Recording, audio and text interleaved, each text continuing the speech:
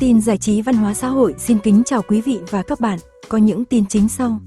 Nghệ sĩ nhân dân Công Lý ghi dấu ấn ở trạm cuối phim Cha Tôi, Người ở lại. Ở những tập cuối của bộ phim truyền hình Cha Tôi, Người ở lại, nghệ sĩ nhân dân Công Lý đã có màn trở lại đầy cảm xúc với vai diễn người ông của nhân vật Việt cha của Huấn do Minh Tiệp đóng. Trong giai đoạn này, vai diễn của ông được đẩy lên tuyến chính với nhiều đất diễn hơn, mang đến cho khán giả những phân đoạn xúc động và sâu sắc. Nhân vật của nghệ sĩ nhân dân Công Lý là một ông lão già nua, râu tóc bạc phơ, ánh mắt khắc khổ và mang nhiều nỗi niềm vì đứa con trai trưởng thành nhưng chưa lớn.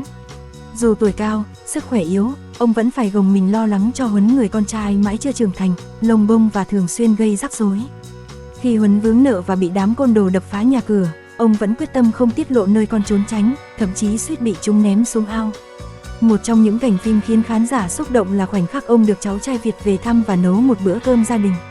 Đã lâu lắm rồi ông mới được ăn cơm cùng con cháu, khiến ông nghẹn ngào vì hạnh phúc giản dị ấy. Dù đang bị ép bán mảnh đất tổ tiên với giá rẻ để trả nợ cho con trai, ông vẫn không muốn phiền đến Việt vì sợ con cháu phải gánh vác thay. May mắn thay, con dâu cũ của ông Quyên do nghệ sĩ ưu tú Kiều Anh thủ vai đã xuất hiện và giúp đỡ, nhờ đó ông giữ lại được mảnh đất cho cháu. Sự trở lại của nghệ sĩ nhân dân Công Lý trên màn ảnh nhỏ nhận được nhiều sự ủng hộ từ khán giả. Trước đó, ông từng xuất hiện trong nhiều bộ phim truyền hình nổi tiếng như Gió Làm Kình, Bão Qua Làng, Hướng Dương Ngược Nắng và đặc biệt là gắn bó suốt 20 năm với chương trình Táo Quân trong vai Bắc Đầu.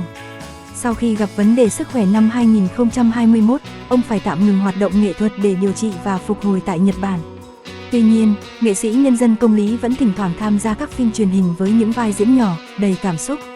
Sự nỗ lực trở lại của nghệ sĩ nhân dân Công Lý thể hiện tình yêu nghề và tinh thần cống hiến đáng ngưỡng mộ của một nghệ sĩ đã ghi dấu ấn sâu đậm trong lòng khán giả suốt nhiều thập kỷ. Mizu tận hưởng không gian châu Âu giữa lòng Đà Nẵng tại quán cà phê Santorini. Trong kỳ nghỉ gần đây tại Đà Nẵng, diễn viên Mizu đã chia sẻ loạt hình ảnh check-in tại một quán cà phê nhà hàng nằm trên bán đảo Sơn Trà, gây ấn tượng mạnh với phong cách kiến trúc Santorini đặc trưng. Với hai tông màu chủ đạo là trắng và xanh nước biển, nơi đây khiến nhiều du khách liên tưởng ngay đến miền Địa Trung Hải lãng mạn và thơ mộng. Tổ hợp này nằm cách trung tâm TP Đà Nẵng chỉ khoảng 10 đến 15 phút đi xe, dễ dàng tiếp cận bằng taxi hoặc xe máy. Tọa lạc tại vị trí ven biển, lại được bao quanh bởi núi non trùng điệp, không gian nơi đây luôn mát mẻ, trong lành và đầy chất thơ.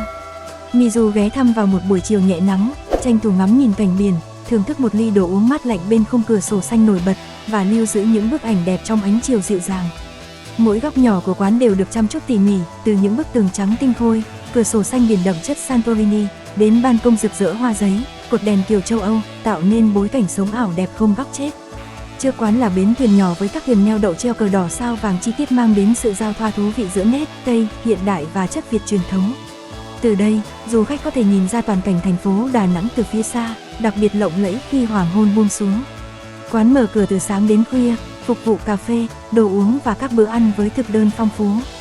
Khách có thể chọn dùng buffet hoặc gọi món, nổi bật là các món hải sản tươi sống, ẩm thực Việt Nam và món Âu chế biến tinh tế.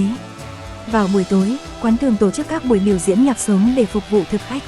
Ngoài ra, nơi đây còn được chọn làm địa điểm tổ chức nhiều sự kiện văn hóa, nghệ thuật, vì vậy du khách nên liên hệ trước để tránh trùng lịch đóng cửa riêng. Khoảnh khắc Mizu ghé quán, với vẻ nhẹ nhàng và thanh lịch giữa khung cảnh lãng mạn, đã khiến nhiều người yêu du lịch thêm tò mò và muốn trải nghiệm không gian đặc biệt này khi có dịp đến Đà Nẵng.